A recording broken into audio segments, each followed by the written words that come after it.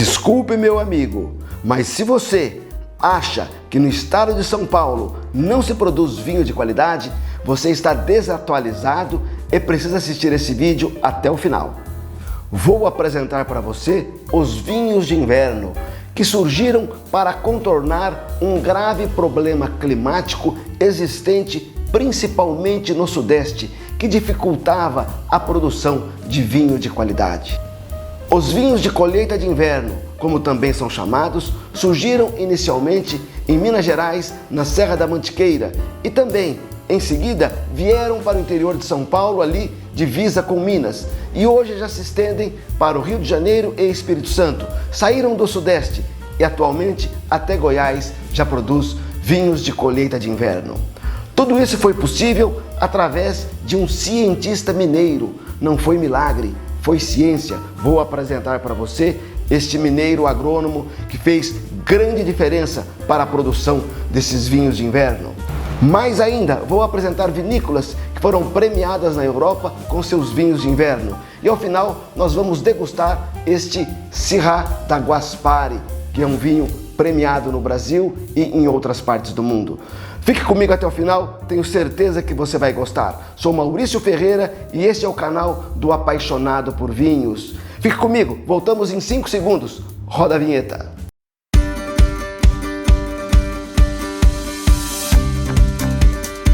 Então vamos direto ao assunto, sem enrolação, porque aqui tem conteúdo explicado de forma simples.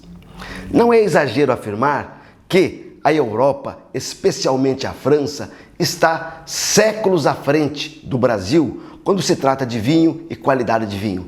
Literalmente séculos à frente. Exatamente em razão dessa diferença de qualidade entre vinhos brasileiros e vinhos franceses e europeus, é que foi feita uma pergunta. Por que é tão difícil produzir vinho de qualidade no Sudeste brasileiro? Ou ainda, de uma outra forma, foi feito o questionamento: o que é necessário para se produzir um vinho de qualidade no Sudeste brasileiro? Foi exatamente ao responder a estes questionamentos que um engenheiro agrônomo, hoje reconhecido como cientista, encontrou a solução e possibilitou a produção dos vinhos de inverno. Esta é a grande natureza de um cientista, de um gênio em qualquer área de conhecimento. Apresentado um problema, ele descobre uma solução simples. É simples, mas algo que nunca ninguém pensou ou tentou fazer antes.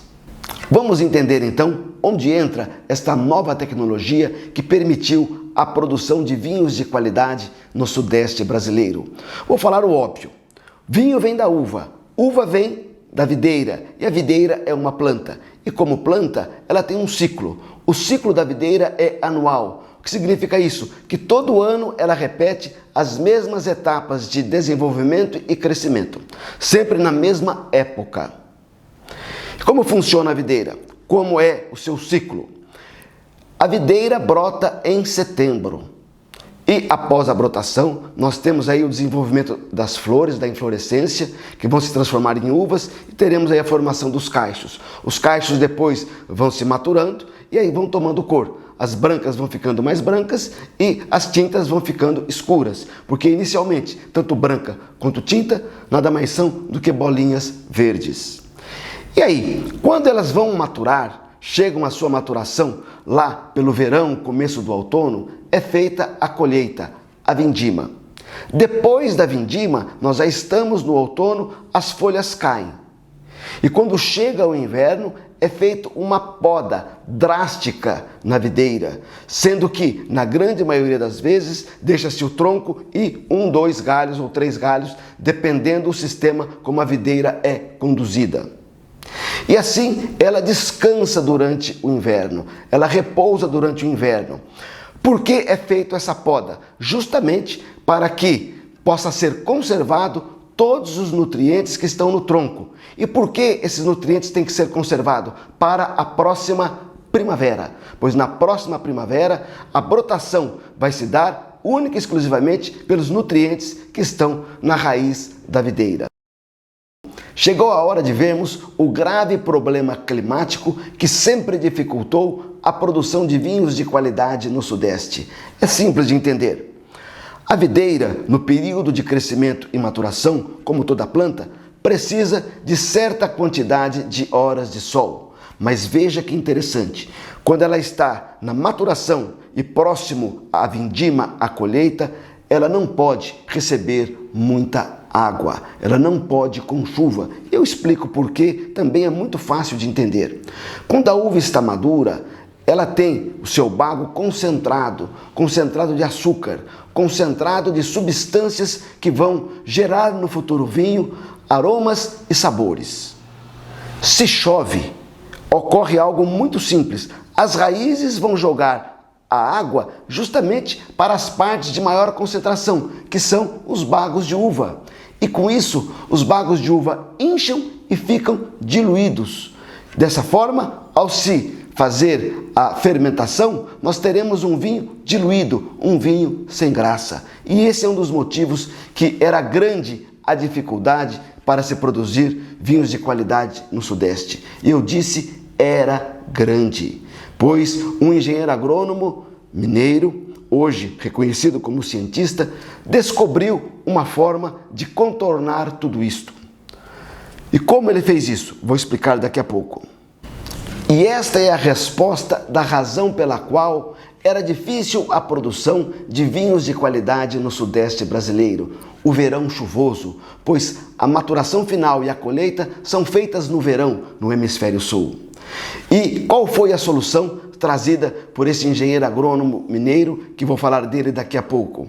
A solução foi alterar o ciclo da videira, e ele fez isso acrescentando mais uma poda. Além daquela poda realizada no inverno, ele realiza uma outra poda, que vou dar detalhes daqui a pouco. E assim, ele permite que a colheita seja feita não mais no verão. Se você gosta de conteúdo sobre vinhos explicado de forma objetiva e simples, eu convido meu amigo, inscreva-se no canal. Assim eu vou saber que você está gostando dos vídeos, isso é importante para mim.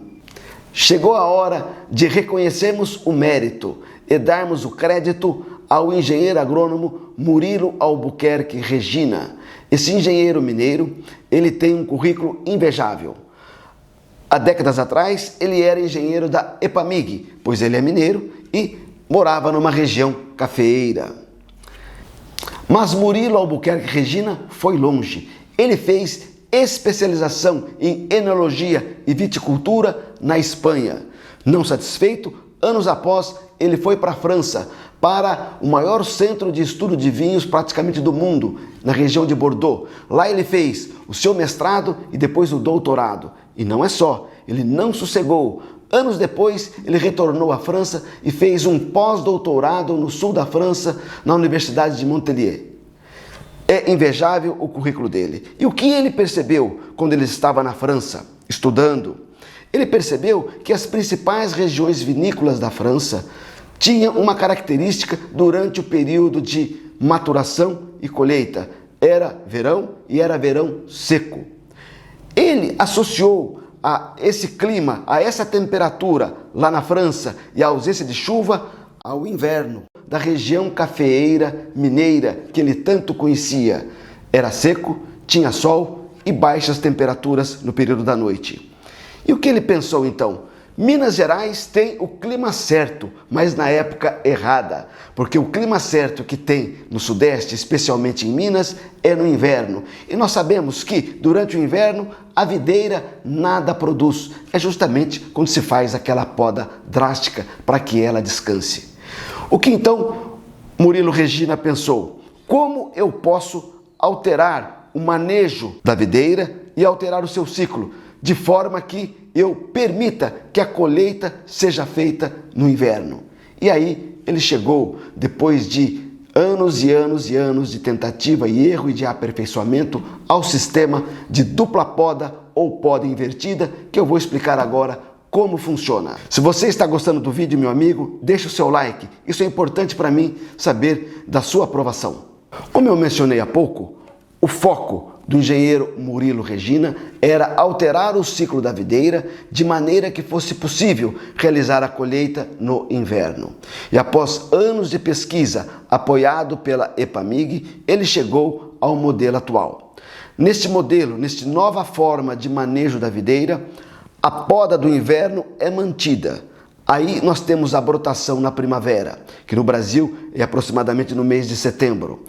Quando as uvas chegam no mês de janeiro, já estão formadas, estão verdes. E nesse período é feito uma nova poda, uma poda radical, tirando apenas os cachos. Todos os cachos são retirados.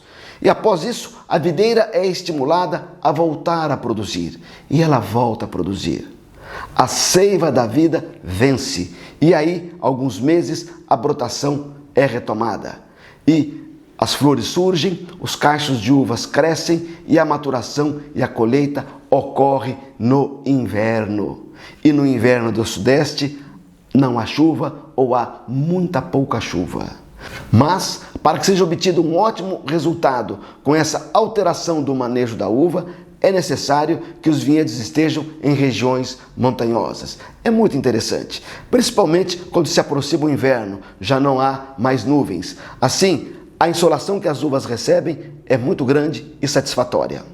Mais ainda, a temperatura média entre o período de crescimento e maturação é em torno, durante o dia, de 25 graus. E à noite, em razão da altitude, por ser região montanhosa, a temperatura noturna despenca e chega a uma temperatura média de 10 graus.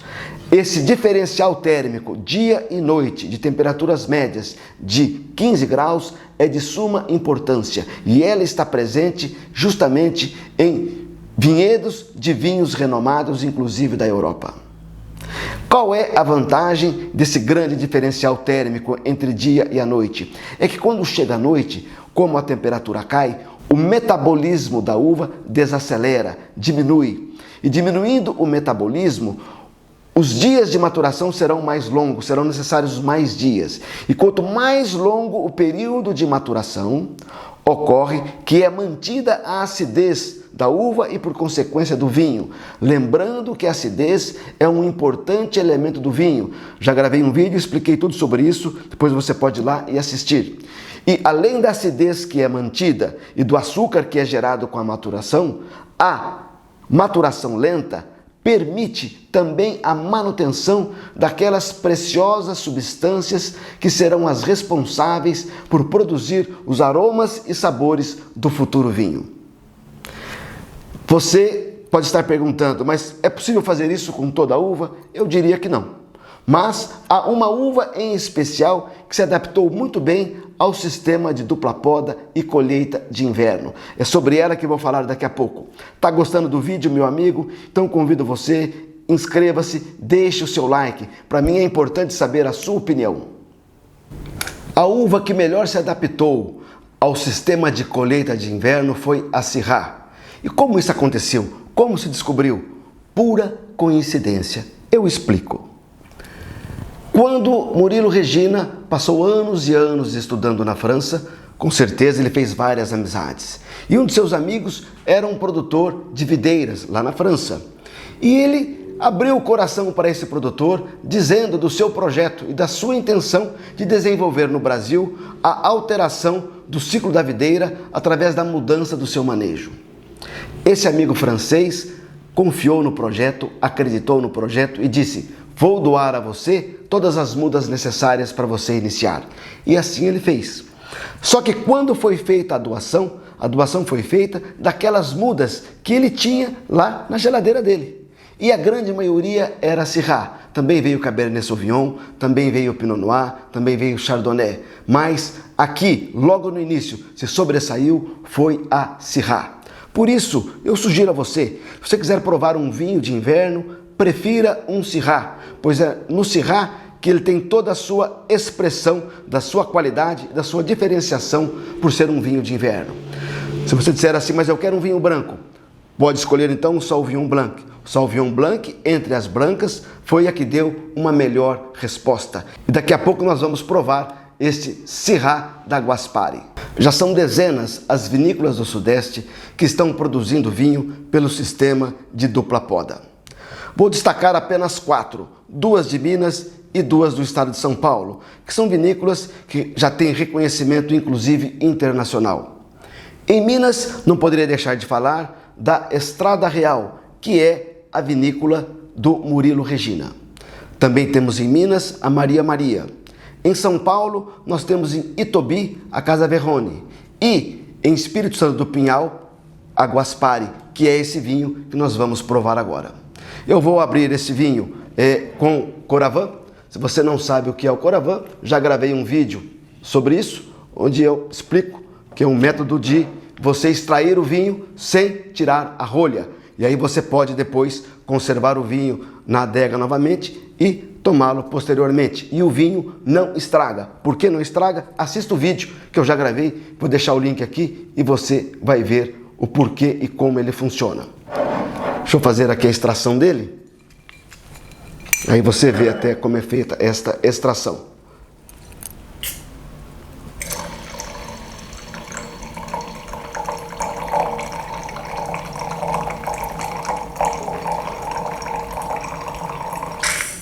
Como já mencionei, a vinícola Guaspari fica em Espírito Santo do Pinhal. E o interessante é que a Guaspari, originalmente, é uma fazenda cafeeira. E lá também é região montanhosa.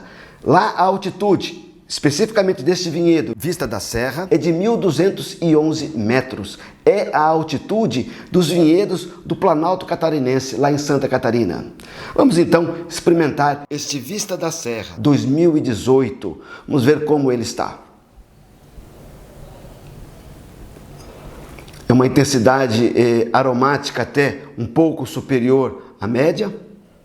Vamos aqui agora ver o que nós encontramos de aromas e sabores neste Syrah. Como eu abri agora, retirei o vinho agora, ele necessitaria um pouco mais de oxigenação. Mas a gente vai aqui exagerar aqui no giro da taça para obter o máximo possível. Olha, eu diria que é uma riqueza de aromas, Nós temos aqui frutas vermelhas, também um pouquinho aí de fruta negra, tipo ameixa, uma leve pimenta, A pimenta é muito característica da Syrah. Se você quiser saber um pouco mais sobre a Syrah, também gravei um vídeo, vou deixar o link aqui para você ver depois. Notas de tostado. Esse tostado vem pela passagem em barricas francesas. Este vinho ficou 17 meses em barricas francesas. Além do custo de produção do vinho produzido no sistema de colheita de inverno ser mais elevado, esse vinho especialmente, ao passar 17 meses em barrica francesa, também tem o seu preço elevado, pois tudo custa. Sinto aqui, além do tostado que veio da barrica, alguma coisa como um leve couro já está presente, é um vinho jovem de 2018, mas já tem um leve couro presente também. O couro é fruto da própria evolução do Syrah na garrafa. Vamos ver na boca.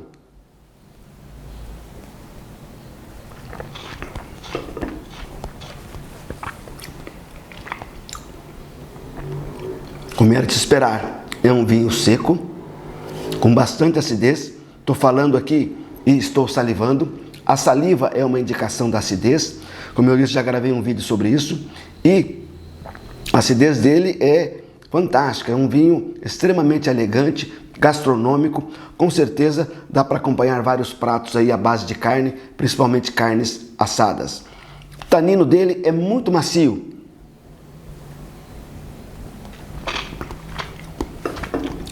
Você sente o tanino, mas extremamente aveludado e bem trabalhado. A intensidade de sabor dele é forte, no sentido de que é intenso.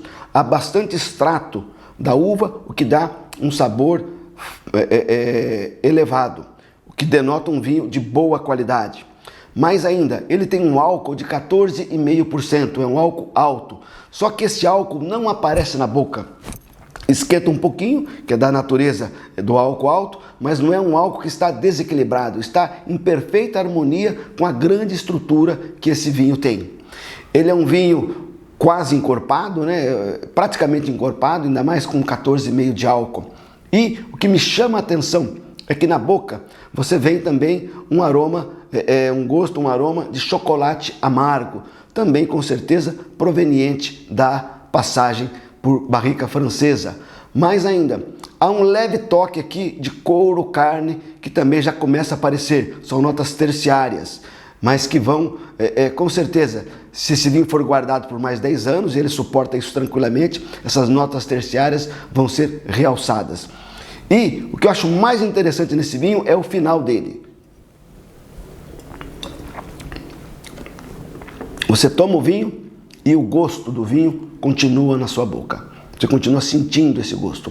O final longo é uma característica dos grandes e bons vinhos. Meu amigo, se possível, tome um Syrah colheita de inverno.